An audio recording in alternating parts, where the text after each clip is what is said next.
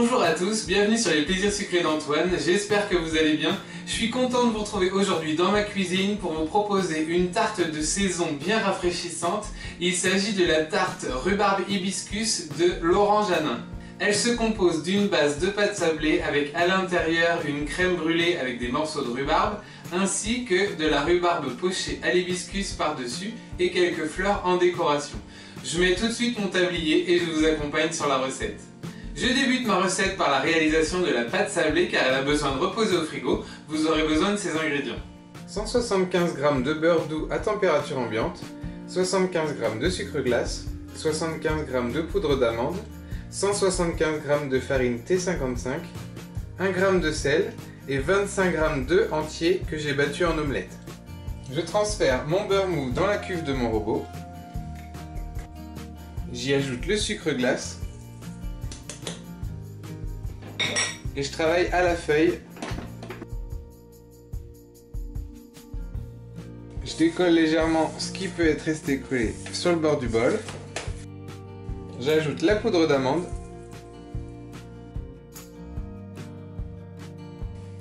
J'ajoute également la farine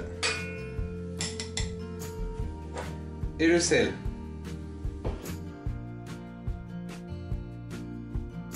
Je décolle à nouveau.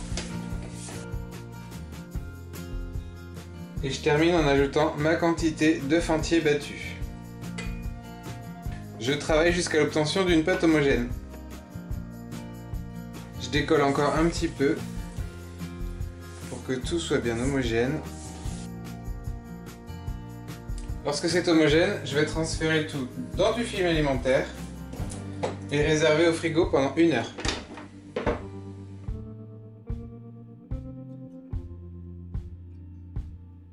Au frigo. Pendant ce temps, j'en profite pour réaliser mon jus de fraise avec ces quelques ingrédients. 750 g de fraises gariguettes, 50 g de sucre en poudre et 1 g de vanille en poudre ou les graines d'une gousse de vanille. J'ai préparé un bain-marie qui est maintenant à frémissement. J'ai équeuté et coupé mes fraises par la moitié et j'en ai gardé quelques-unes pour la déco de ma tarte. Donc le saladier est suffisamment grand pour aller sur mon bain-marie. Je vais ajouter mon sucre en poudre,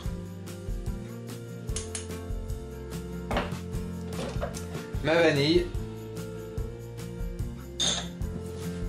je vais remuer légèrement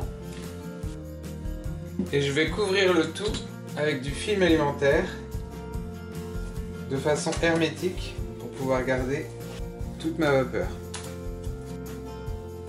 Et je vais placer le tout sur mon bain-marie pendant 1 heure. Au bout d'1 heure, je reviens à ma pâte sablée pour la cuisson. Je beurre pour commencer mon cercle à tarte de 20 cm de diamètre. Et je le laisse de côté. Je vais ensuite sortir ma pâte du frigo. Je saupoudre mon tapis en silicone avec de la farine. Et je vais chercher ma pâte. Je farine également un petit peu la surface pour éviter que ça colle à mon rouleau à pâtisserie. Et je vais l'abaisser sur environ 3-4 mm d'épaisseur.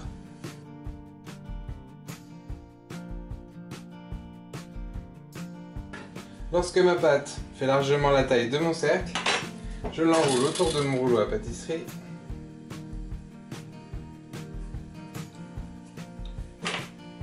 Je place mon cercle.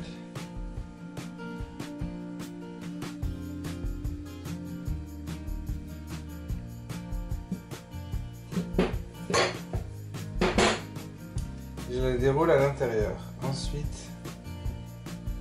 je viens plaquer la pâte le long de mon cercle. Je découpe la pâte avec mon rouleau à pâtisserie. J'enlève l'excédent.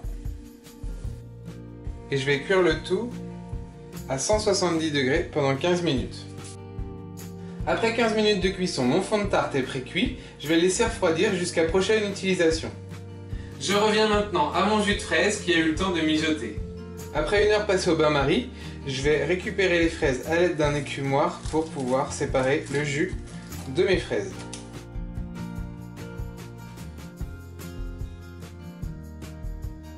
Lorsque j'ai récupéré toutes mes fraises, je vais réserver mon jus de fraise de côté pour la prochaine étape. Je réalise ensuite ma rhubarbe pochée à l'hibiscus et au jus de fraise avec ces quelques ingrédients. 1,5 litre d'eau, 150 g de jus de fraise réalisé précédemment, 600 g de rhubarbe, 180 g de sucre en poudre et 35 g de fleurs d'hibiscus séchées que j'ai trouvées en magasin biologique. Je commence par mettre mon eau à bouillir dans une casserole. Donc sur le feu. Mon eau est maintenant à ébullition. Je vais venir immerger mes fleurs d'hibiscus séchées et je vais les laisser infuser 30 minutes. Pendant ces 30 minutes, je vais éplucher ma rhubarbe. Après 30 minutes d'infusion, je vais enlever mes feuilles d'hibiscus séchées.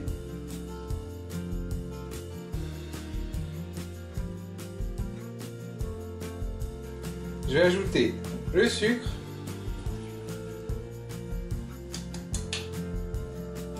le jus de fraise que j'ai réalisé tout à l'heure et je vais reporter le tout à ébullition. Lorsque mon mélange est à ébullition, je vais immerger mes morceaux de rhubarbe à l'intérieur. Donc ce que je fais, comme je veux des morceaux de rhubarbe assez longs, je vais les couper de la taille de ma casserole.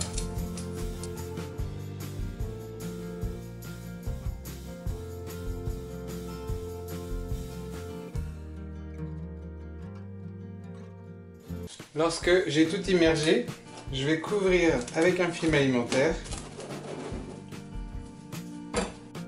Je laisse refroidir le temps de préparer ma crème brûlée. Comme je viens de vous le dire, je profite du temps de refroidissement de ma rhubarbe pour réaliser ma crème brûlée avec ces quelques ingrédients.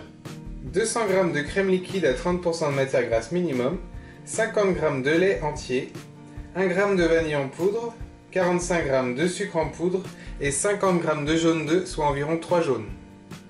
Je verse dans ma casserole le lait,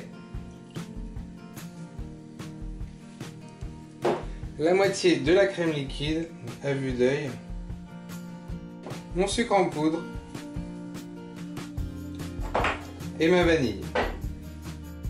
Je remue un petit peu et je vais porter le tout à ébullition.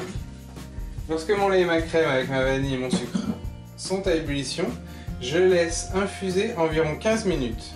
Pendant ce temps-là, je vais mélanger mes jaunes avec mon reste de crème.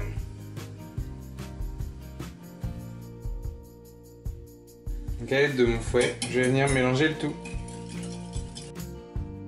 Donc là, j'ai juste à attendre 15 minutes que ça refroidisse, que ça infuse, et ensuite je verserai sur mes jaunes et ma crème.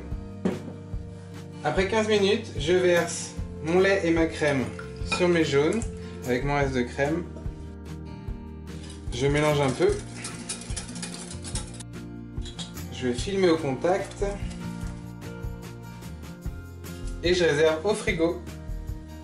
Lorsque ma crème brûlée est prête, je reporte à ébullition ma rhubarbe qui a eu le temps de refroidir dans le jus à l'hibiscus. Lorsque j'arrive de nouveau à ébullition, je laisse mon film alimentaire et comme tout à l'heure, je replace quelque chose par-dessus pour que ma rhubarbe soit bien immergée dans mon jus.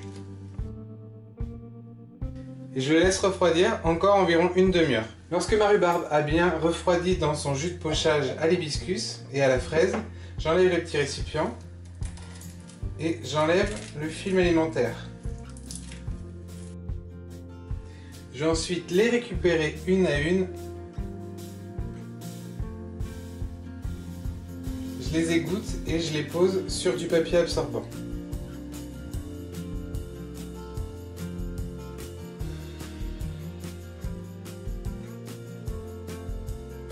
Lorsque je peux poser mon cercle de 20 cm de diamètre sur les rhubarbes pochées, je vais pouvoir détailler un disque à l'intérieur à l'aide de mon couteau, tout autour.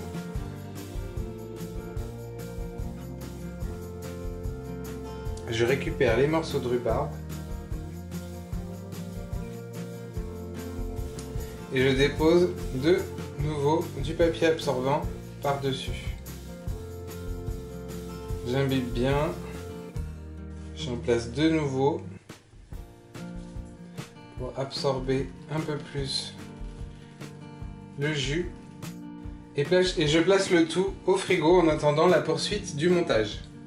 Maintenant que tous mes éléments sont réalisés, il ne me reste plus qu'à terminer le montage de ma tarte rhubarbe hibiscus. Donc j'ai fait un peu de place sur mon plan de travail, je prends mon fond de tarte qui a bien refroidi, et ce que je vais faire, c'est que je vais déposer des morceaux de rhubarbe donc, que j'égoutte légèrement entre mes doigts. Je vais ensuite sortir ma crème brûlée du frigo et je vais la déposer par-dessus. J'ai ma crème brûlée qui est bien froide. Je mélange un peu et je vais verser sur mes morceaux de rhubarbe. Et je vais cuire le tout pendant 25-30 minutes à 170 degrés. Après 25-30 minutes de cuisson, ma crème est cuite et je vais la laisser totalement refroidir avant de venir y déposer ma rhubarbe. En ce qui concerne les restes, à savoir donc le sirop de pochage de la rhubarbe, c'est vrai qu'on se retrouve avec une grande quantité de sirop. Moi ce que je vais faire, c'est que je vais la diluer un peu avec de l'eau et je vais la boire comme du thé. Pour les fraises, vous pouvez les manger en accompagnement d'un yaourt ou tout simplement à la petite cuillère. Et le reste de crème brûlée que j'avais, je l'ai mis dans un petit ramequin comme ça et je l'ai fait cuire en même temps que ma tarte. Lorsque la crème brûlée a bien refroidi, je vais venir déposer les tranches de rhubarbe pochée. En évitant de prendre le sopalin.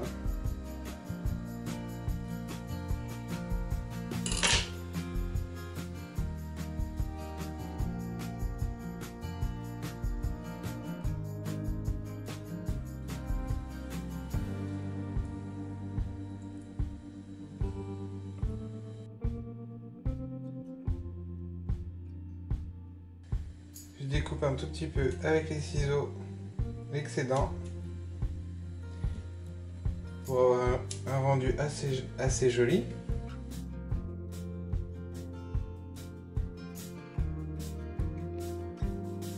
Je vais ensuite napper avec un tout petit peu de nappage neutre pour la brillance.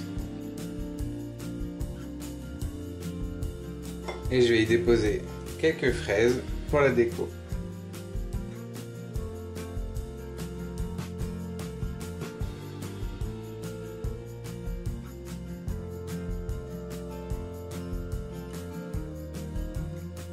Mon tuto rhubarbe hibiscus est maintenant terminé. C'est une tarte qui nécessite pas mal de préparation, mais le goût est très agréable pour la pause 4 heures d'une journée ensoleillée. Si ça vous a plu, n'hésitez pas à liker ma vidéo, à la partager autour de vous, à me laisser des commentaires et à continuer à vous abonner à ma chaîne. Je vous attends également sur mon Facebook et mon Instagram, je vous mets les liens en barre d'infos et je vous dis à la semaine prochaine. Ciao!